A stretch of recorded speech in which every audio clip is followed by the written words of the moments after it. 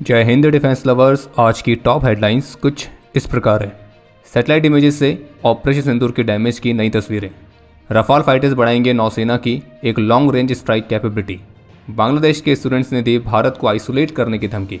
और दिल्ली ब्लास्ट मामले पर एक और की गिरफ्तारी।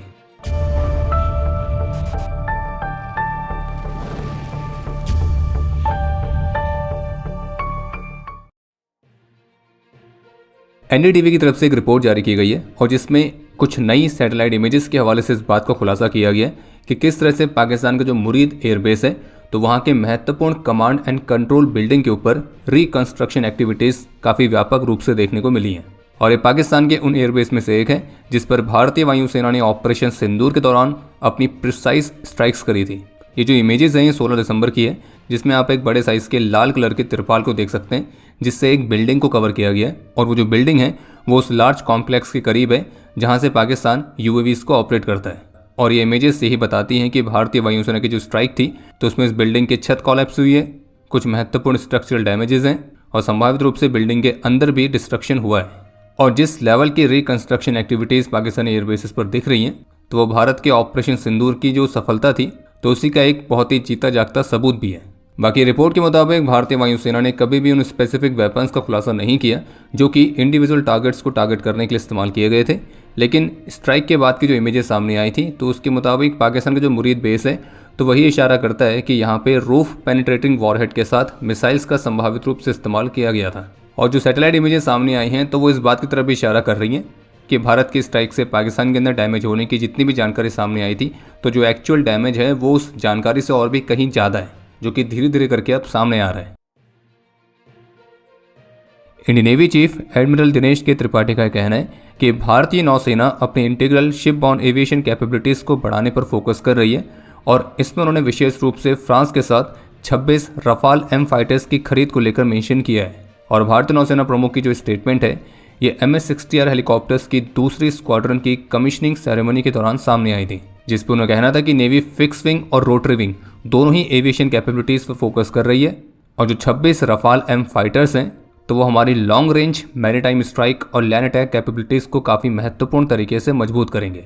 इसके अलावा जो भारतीय नौसेना का टारगेट है कि 2047 तक पूरी तरह से आत्मनिर्भर होना, तो इस विजन पर भी सक्रिय रूप से काम चल रहा है। बाकी MS-60R हेलीकॉप्टर्स के अलावा जो नेवी है वो मल्टी रोल हेलीकॉप्टर्स के डिज़ाइन और डेवलपमेंट पर भी फोकस कर रही है, जिसमें यूटिलिटी हेलीकॉप्टर मैरीटाइम वाला प्रोग्राम भी शामिल है जिसे भारत की इंडस्ट्रीज़ के साथ आगे बढ़ाया जा रहा है। और नेवी चीफ के मुताबिक जो स्वदेशी हेलीकॉप्टर्स वाले प्रोग्राम है तो इनकी कुछ टाइमलाइंस ऐसी हैं, नेवी इस बात को भी स्टडी कर रही है कि वो जो टाइमलाइंस हैं तो क्या वो एक्सेप्टेबल हैं या फिर हमें अपनी ऑपरेशनल रिक्वायरमेंट्स को पूरा करने के लिए additional of the shelf helicopters की भी रिक्वायरमेंट रहेगी। इकोनॉमिक टाइम्स की तरफ से एक रिपोर्ट जारी की गई है और जिसमें इस बात का खुलासा किया गया कि कैसे पाकिस्तान शेख हसीना की सरकार के जाने के बाद बांग्लादेश में अपने आप को एक्सपेंड करने के प्रयासों में लगा हुआ है। और इसी प्रयास के तहत अब पाकिस्तान की कोशिश है कि भारत में प्रतिबंधित आतंकी संगठन उल्फा के प्रमुख परेश बरोवा को ढाका में वापस लाना, जिसका अभी करंट हाइड आउट चाइना में है। और एलिगेशंस हैं कि पाकिस्तान के सिक्योरिटी एस्टेब्लिशमेंट्स इस तरह के इंसर्जेंट ग्रुप्स को रिहेबिलिटेट करने पर विचार कर रहा है और नॉर्थ ईस्ट से जो उनके लीडर्स हैं जिसमें परेश बरुआ भी शामिल हैं तो उन्हें ढाका में वापस लाना चाहता है। और इस रिपोर्ट में बांग्लादेश अफेयर्स एक्सपर्ट के हवाले से बताया गया है कि पाकिस्तान ढाका में एक अनुकूल सरकार की वापसी की उम्मीद कर रहा है, जिससे ऐसे समूहों की वापसी आसान हो जाएगी जो बांग्लादेश से ऑपरेट कर सकेंगे और BNP जमात गवर्नमेंट के समय अपनाए गए मॉडल्स को फिर से दोहरा सकेंगे। और जो उल्फा का चीफ है परेश बरुआ तो कथित तौर पर 2004 में चटगांव के रास्ते बांग्लादेश में हथियारों से भरे 10 ट्रक तस्करी करने के असफल प्रयास में शामिल था। दिल्ली कार ब्लास्ट वाले मामले में NIA ने एक और आरोपी को गिरफ्तार किया है जिसका नाम है यासिर अहमद दर और ये श्रीनगर सोपिया का निवासी है। और यासिर को मिलाकर अब इस मामले पर टोटल 9 गिरफ्तारियां हो चुकी हैं। और NIA ने इस आरोपी को नई दिल्ली से पकड़ा था और इन्वेस्टिगेशन में खुलासा हुआ है कि इस कार बॉम्ब ब्लास्ट के पीछे की कॉन्स्पिरेसी में इस यासिर अहमद दर की सक्रिय भूमिका थी और इसने भी खुद को उड़ा देने वाले ऑपरेशंस के लिए कसम खाई थी। और NIA की जांच में ये भी सामने आया कि जो यासिर है वो इस मामले के अन्य आरोपियों के साथ भी क्लोज कांटेक्ट में था, जिसमें उमर उन नाबी और मुफ्ती इरफान ये भी शामिल हैं। और बाकी आतंकी हमले की तह तक पहुंचने के लिए NIA लगातार अन्य एजेंसीज के साथ क्लोज कोऑर्डिनेशन में इन्वेस्टिगेशन कर रही है। इसके अलावा एक अपडेट यह है कि इंडियन एयरफोर्स कमांडर्स कॉन्क्लेव को संबोधित करते हुए भारतीय रक्षा मंत्री श्री राजनाथ सिंह ने इंडियन एयरफोर्स कमांडर से आग्रह किया है कि ऑपरेशन सिंदूर से मिले कुछ महत्वपूर्ण लेसन्स को लेकर हमें आने वाले चैलेंजेस को डील करने के लिए तैयार रहने की जरूरत है। और ऑपरेशन सिंदूर में भारतीय वायुसेना के स्विफ्ट एक्शन की भी भारतीय रक्षा मंत्री ने सराहना की थी, जिसमें उन्होंने कहना था कि भारत ने इस दौरान अपनी ऑपरेशनल कैपेबिलिटी को बहुत ही इफेक्टिव तरीके से डेमोन्स्ट्रेट किया था और इसलिए भविष्य का जो वॉरफेयर है वो आइडियाज, टेक्नोलॉजी और एडेप्टेबिलिटी पर ही निर्भर रहेगा और उसमें जो एयर पावर है वो राष्ट्र हितों को बचाने के लिए एक क्रूशियल रोल निभाएगी। कुछ रिलीजियस स्लोगन्स के साथ बांग्लादेश में इंडियन मिशन के बाहर एंटी इंडिया प्रोटेस्ट देखने को मिल रहे हैं और जो लेटेस्ट वीडियो सामने आई हैं उनमें बांग्लादेश में पुलिस बैरिकेड को तोड़कर इंडियन असिस्टेंट हाई कमीशन को भी घेरने का प्रयास किया गया है।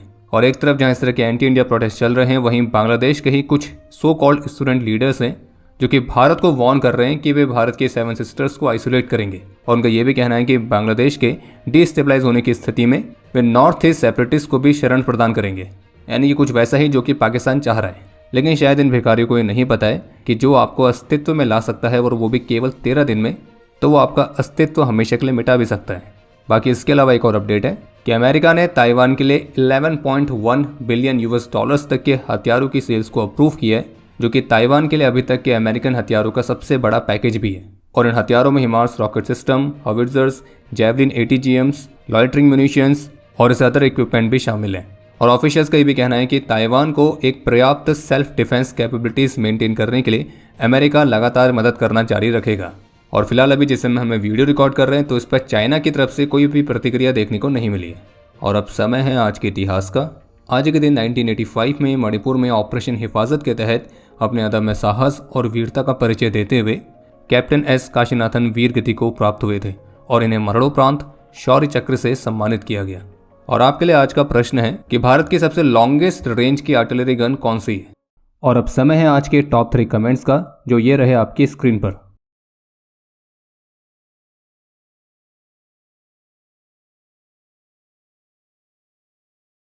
उम्मीद है आपको आज का एपिसोड पसंद आया होगा। पसंद आया तो वीडियो को लाइक करना ना भूलें। आपके कोई भी सुझाव या सवाल हो तो उसके लिए कमेंट सेक्शन ओपन है। और अगर आप डिफेंस रिलेटेड और भी एक्सक्लूसिव कंटेंट में दिलचस्पी रखते हैं तो आज ही प्ले स्टोर से डिफेंस स्क्वाड की सुपर ऐप को डाउनलोड करना ना भूलें।